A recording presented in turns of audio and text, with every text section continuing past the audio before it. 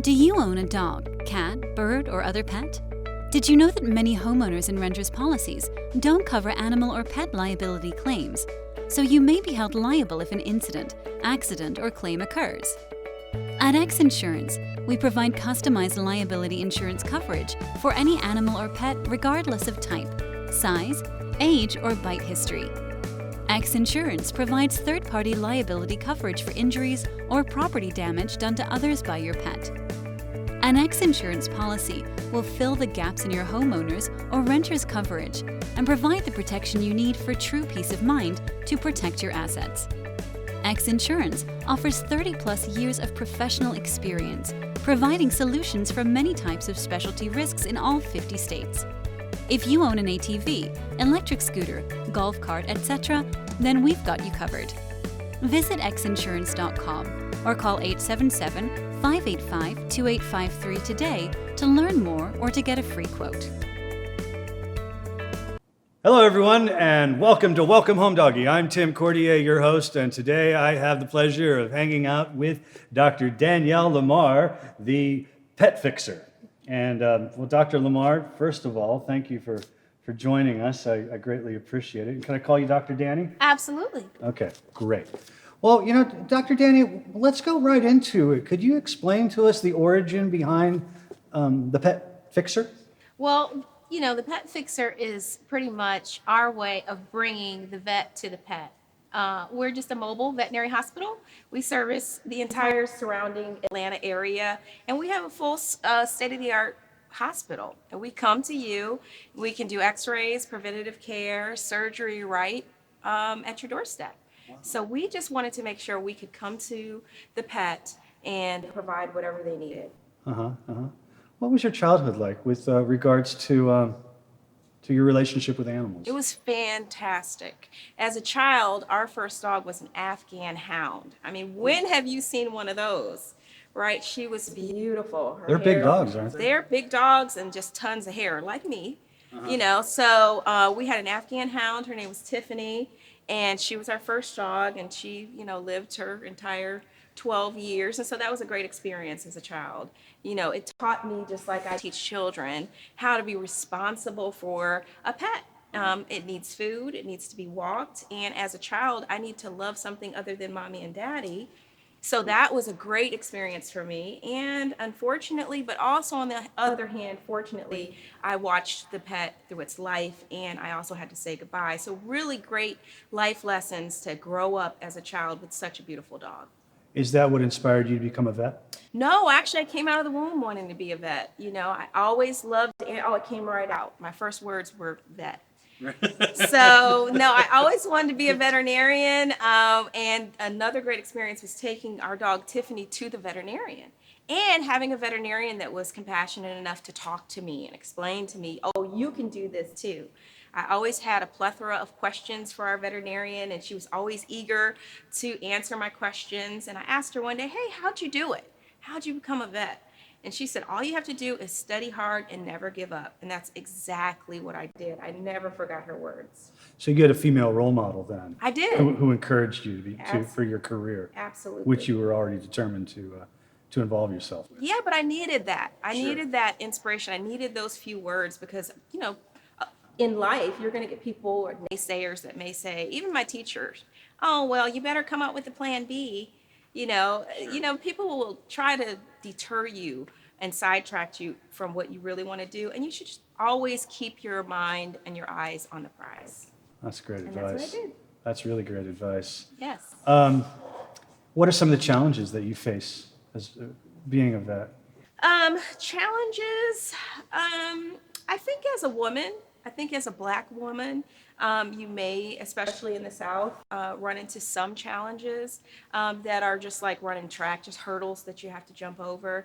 I think right, because you're supposed to be an old white guy, right? Inside. Inside you're an old white guy. Okay. But outside, I'm full Black. But I mean, we have the image of the old white guy being the vet. So I imagine being a Black woman, there's got to be a lot of challenges. Well, not a lot of challenges. I mean, if you're good at what you do, if you're compassionate, if you are, friendly, and you have a great spirit, and you really care, then you can jump any hurdle, you know. So the first thing that I did when I started my business is I didn't put my face on any social media because I just didn't want that hindrance. I didn't want people to judge me before they met me. And so that actually worked. And now that I have such a large clientele and a large following, see me and hear me roar. Well, and how long have you been a vet?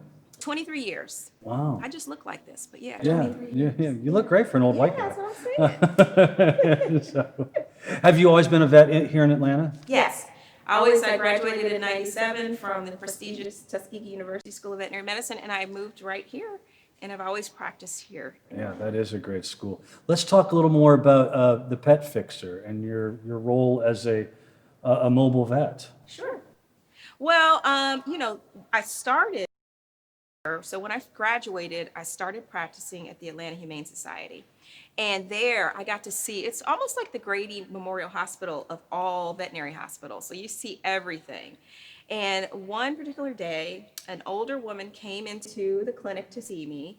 And in the exam room, it's just like this, but there's a big, large black table here between us. So I really couldn't see much other than the client. She was sitting down in a chair like where you're sitting. She was sweating. Please forgive me, but her wig was twisted, and I knew something was going on.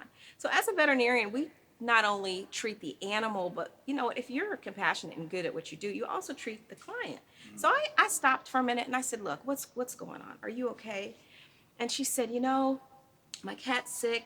He's all I have, and I needed to get him here, and I couldn't find anybody to bring him. I called the taxi, said no. Everybody said no. And this is a time before Uber, okay? So Wait a minute, she was there by herself? she was there by herself. She had made it. But I knew her journey in was a struggle. So she told me that she had her pocketbook, and it was a big pocketbook.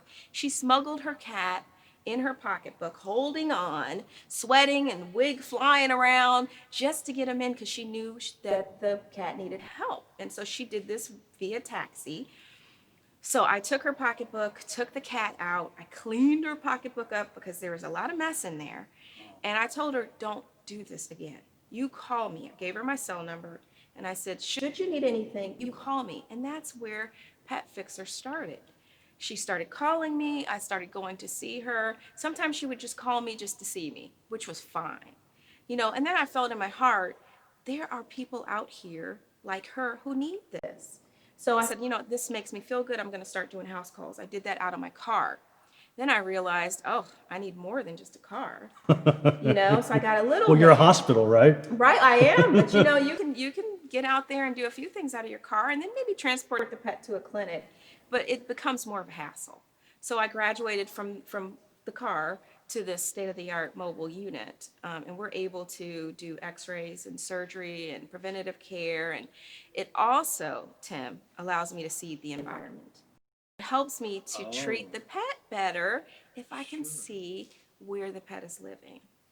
So it's really a beautiful. So when you look at their environment, you could determine maybe this is why they have fleas. Exactly. Or I see. I got you. Maybe this is why the pet is coughing, or maybe this is why the pet has this illness, or hey, this is probably not it because this home is fabulous. Right. Different. There's both sides of the spectrum. You'll be able to determine versus, and not to knock the freestanding clinic, versus if someone comes into the clinic, you're just judging the person based on what you see. Right. But I actually get to see the environment, which is really beneficial in diagnosing our patients who don't talk. Yeah. That's what makes you guys so special and smart.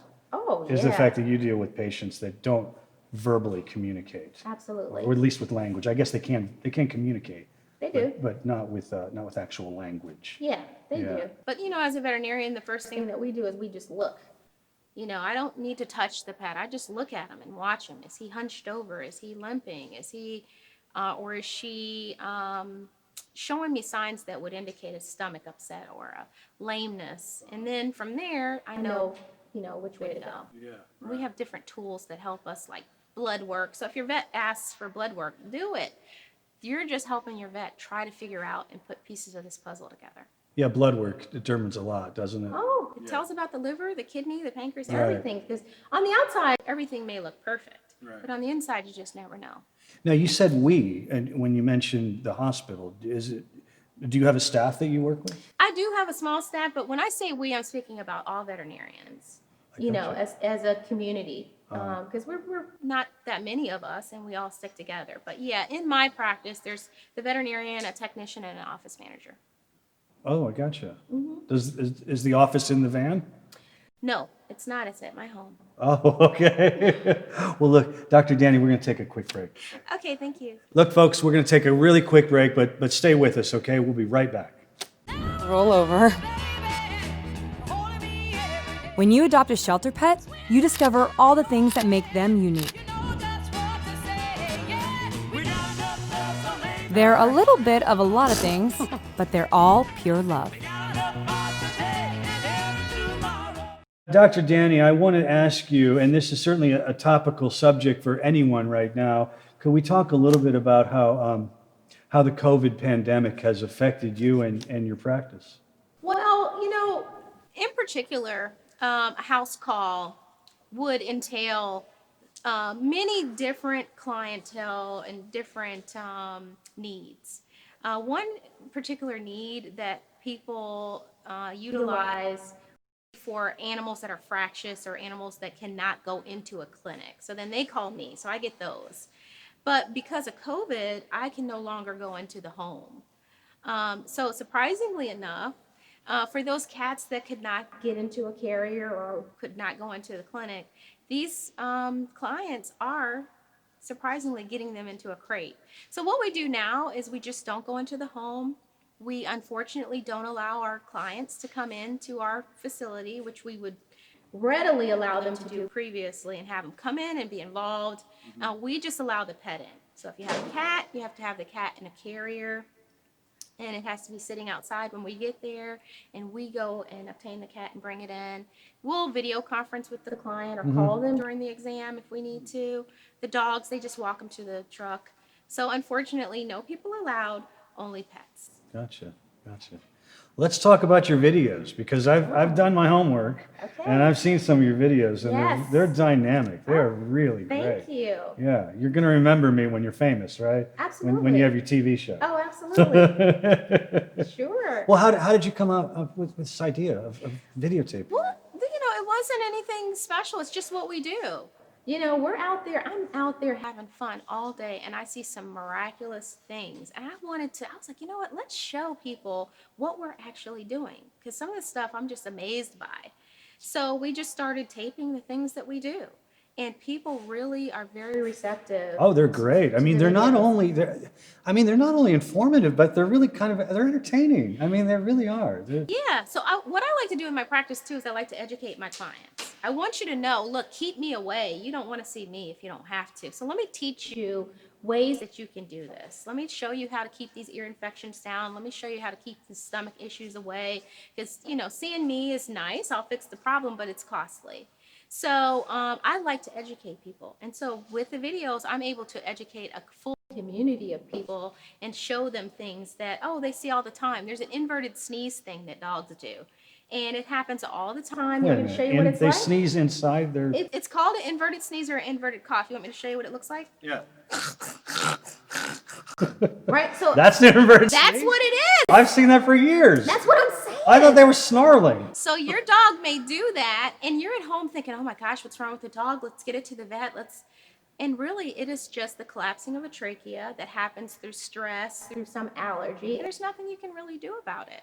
So I wanted to show, I had a dog in my clinic doing it, and I said, tape that.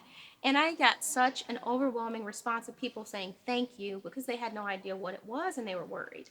So just trying to... So what do you do when they have the inverted Absolutely sneeze? nothing. Nothing. There's nothing. It usually doesn't last long. You may be able to... You can imitate them, right? Oh, I'm good at Play it. along with them? Let's see yours, Tim. Let's see yours. There you go. Exactly. But that it helps people. It educates them about things that they really don't need to go to the vet for, or they can just be rest assured that it's not a serious medical complication. Oh, that's great. Yeah, I love it. Fabulous. They are fun. Well, Dr. Dani, there's a subject that we've actually brought up on on one of our previous shows, and it's a difficult subject, but I'd like to bring it up with you, and that's the organization known as NOM, which stands for Not One More. Could we talk a little bit about that? Sure, sure. I think that about a year or so ago, New York Times came out with an article that surprised a lot of people overall. And that was the fact that veterinarians commit suicide at a greater rate than any other medical professional. So it's shocking, right? You see your veterinarian, and this is either a happy white guy or a beautiful black woman like me, and they're happy and they're compassionate. I thought you were a happy white guy. Wait. Inside. Right, gotcha. But we're compassionate about animals, and we love what we do, and we're playing with dogs and cats all day. So what could be wrong with us? Why would we be killing ourselves? But the fact of the matter is, and I speak to universities and veterinary communities about this all the time, and the fact of the matter is that our job is very stressful because, as you mentioned before, Tim, our clients don't speak. But the expectation for me is that above a supernatural power. I'm expected to know exactly what's wrong with this dog, and if I don't, well, that's it. So the expectations are very high. Social media is brutal. So let's say you bring your dog to me and I get it wrong because guess what? I'm not perfect. And then you go to social media and say, Dr. Dani sucks. That is devastating to any professional. And there's no way I can take that back. You've already put it out there. Also, veterinarians have access to plenty of drugs. We watch and we see how it works. We are fortunate enough to relieve suffering in animals. We euthanize animals that are suffering, and so we see how that works, and we see how humane and peaceful it is. So we liken it to ourselves. So through that process, you're saying that vets, they see this animal that they've cared for, that they just relieve them of everything. They can do that for themselves and If they're suffering. and relieve their own suffering. Yeah, because anyone else that would consider suicide would have to figure out how to do it. Okay, they do it by taking pills or using a gun. Well, we have euthanasia solution, and we see how peaceful it is in dogs and cats. So why wouldn't it be just as peaceful for ourselves? So we have all these different areas that we deal with. The expectation, euthanasia as being a humane way to end life, our access to drugs, the stress of our jobs, and also when there are only 27 veterinary schools in the country, and in order to qualify, or only 27, last I checked, in the United States. So in order to qualify to become a student or to gain matriculation into the veterinary program, it's very rigorous. And the stipulations or the criteria that they use to select these students are rigorous. And the type of person that they select would be somebody intelligent, but also well-rounded. Intuitive, and that type of personality characteristic is also the same type of personality characteristic that would be prone to commit suicide. because of the sensitivity. Because of all the things that are involved in the selection process, that person is the same person that's characterized, even outside of veterinary medicine, as being a person that would be more prone to commit suicide. So we're already in that realm. And NOM is involved in not only bringing attention to this, I don't want to call it an epidemic, but this situation. Right. But you're also doing outreach, right? And helping. Well, I'm speaking about it, and that's the problem. That's why people were so shocked when they read about it, because it's nothing new. It's just that, if you speak about it, if you put it in the forefront, then people understand. So Transparency is vital for anything. Right. So it does happen. There's a lot of stress in our business, and that's pretty much why. And we just want to let people know who are suffering that they're not alone, and that we're here for them. Well, what's your favorite thing about being a vet? I just love one. I feel like what I do is innate. I mean, I think it's a gift. And so I love to be able to share my gift with others. I love working with animals, but I love working with people too. So I get the best of both worlds. I get to play with puppies and kittens, and I meet some fantastic people who love their animals, and their animals are lucky enough to have them as well. So plans to franchise and broaden the amount of territory that you cover? Probably in the future. I'm really happy in my life right now. I have a beautiful 9-year-old who I love being a mom, and I love where I'm at. So I'm not in a rush to be a millionaire yet, but certainly it's an excellent model for that in the future. But I'm just happy where I'm at now, and I think that's okay. So that's the plan for the future right now. Yes. Is just a steady course. Yes, until my daughter kicks me to the curb, I'm good where I'm at. Yeah, it was. What'd you say? 9? You got about 9 more years. It's about Yeah, 10 more years, and then yeah. then I'm out. Then you're chopped liver. That's it. Well, Dr. Dani, I just want to say it has been an absolute pleasure hanging out with you. You're definitely a dynamic human being, and you can just see the amount of compassion that just exudes from you. It was truly a pleasure. Thank you, Tim. I appreciate you having me, and you're very pleasant to talk to. Well, that's very nice of you to say. Thank you. Well, look, folks, if you want to know more information about our show or Dr. Dani and the work that she's performing, you can check out our Facebook page or Instagram, or check out our website. And listen, we'll see you next time, right here on Welcome Home Doggy.